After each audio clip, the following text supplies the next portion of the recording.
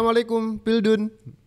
Kali ini saya akan mengulangi cara saya membuka video ketika waktu itu kita masih punya harapan besar. Timnas senior kita punya asa untuk masuk ke Piala Dunia. Tapi asa itu sekarang masih diestafetkan, diteruskan oleh Timnas U17. Iya, Piala Dunia U17 di Qatar yang bakal digelar di bulan November akhir tahun nanti. Ini kita punya asa timnas kita nih bisa berlaga di Piala Dunia U17.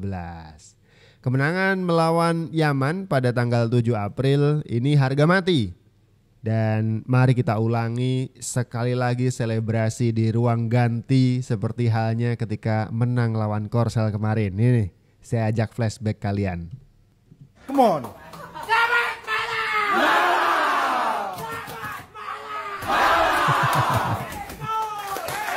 Hey.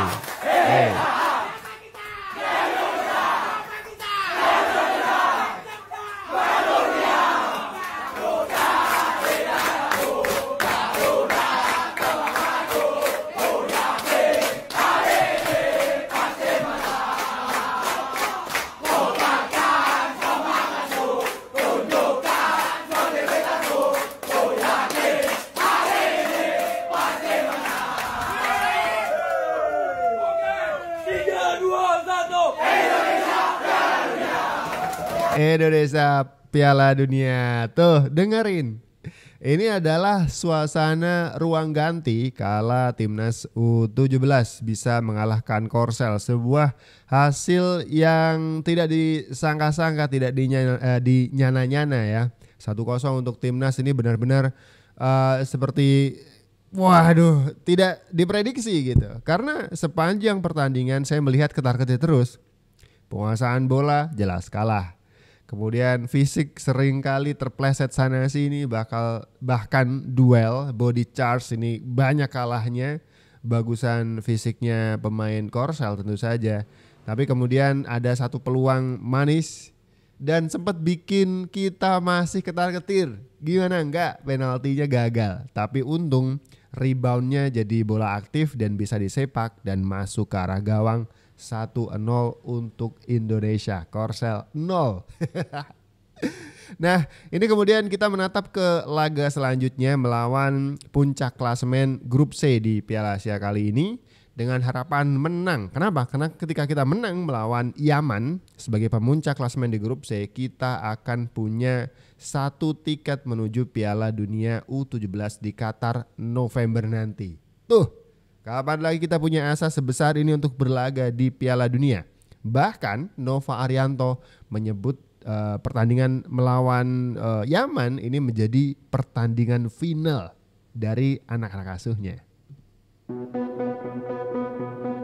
Karena sekali lagi saya bisa sampaikan ke pemain, besok adalah pertandingan final buat kami dan harapannya pemain bisa lebih fokus, lebih tenang.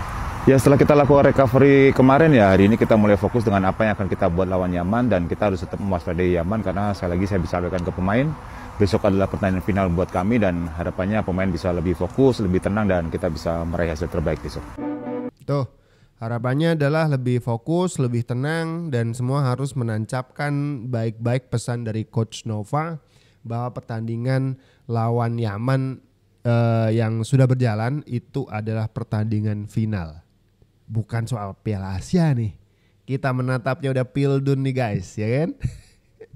Nah, ngomong-ngomong soal pertandingan yang sudah usai juga nih lawan Korsel kemarin, ini menjadi bahasan yang panas sekali untuk media-media di Korea Selatan. Bahkan media-media di Korea Selatan itu menganggap kekalahan mereka dari Timnas U17 sebagai sebuah penghinaan. Waduh, penghinaan ya. Waduh sekali nih, waduh sekali. Media Korea Selatan tak habis pikir negaranya dipermak timnas Indonesia U17. Indonesia sukses tumbangkan Korea Selatan 1-0 di Stadion Pangeran Abdullah Al Faisal, Arab Saudi. Evandra Florasta, gelandang Bayangkara FC jadi penentu kemenangan di menit ke-91.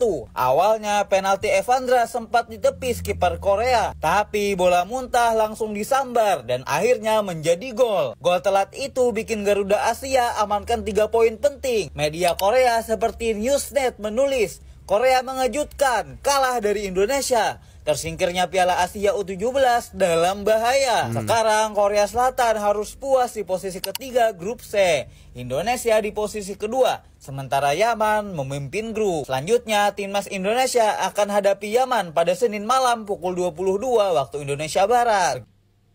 Timnas U17 dibahas di media Korea Selatan nih. Salah satu media terbesar di Korea Selatan, STN News Sports Korea. Itu bikin berita di headline newsnya, Korea Selatan kalah dari Indonesia. Nah ini kan ada judulnya nih. Ini kalau dibaca kurang lebih begini. Asianeo, Sarangeo, Park Jisung, An Jung Hwan, Son Heung-min, Gencanayo. Yang artinya Di Matteo itu mirip dengan Lee Min Ho. Bercanda ya, bercanda. Jangan serius sekali. Ya, yang benar artinya adalah status Korea Selatan sebagai raja di Asia itu terhina.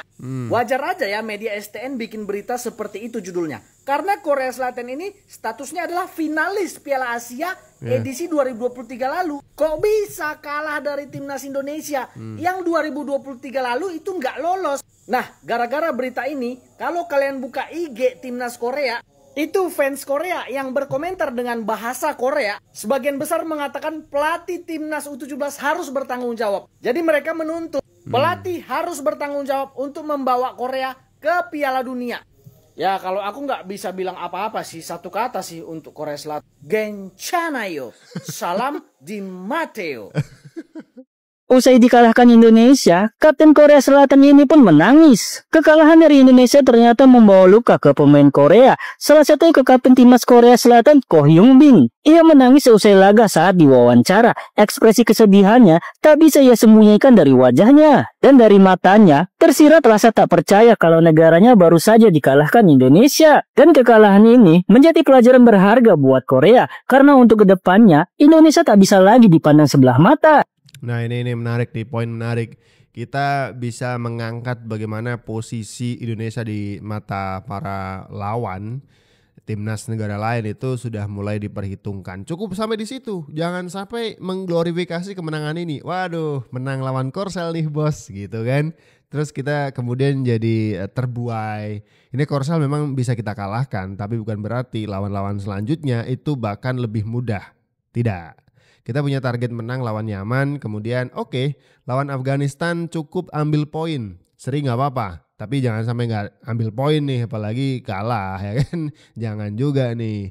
Karena Piala Asia ini ibaratnya anak tangga menuju ke Piala Dunia U17 November nanti di Qatar. Kita udah main di Piala Asia ini di Arab Saudi. Ibaratnya kita udah tes the water, bukan the water aja sih, kita udah tes iklimnya, suasana atmosfernya, bagaimana Timur Tengah itu panas dengan segala macam, ya itulah gitu. Kita udah siap nih di Qatar, apalagi nanti kita siapnya double, apalagi sudah bisa punya catatan rekor yang menarik nih. Kemarin kita tersingkir, sekarang kita mengalahkan finalis Piala Asia, ya kan?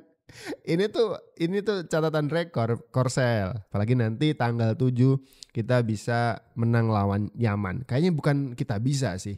Kalimatnya saya ganti deh. Kita harus menang lawan Yaman.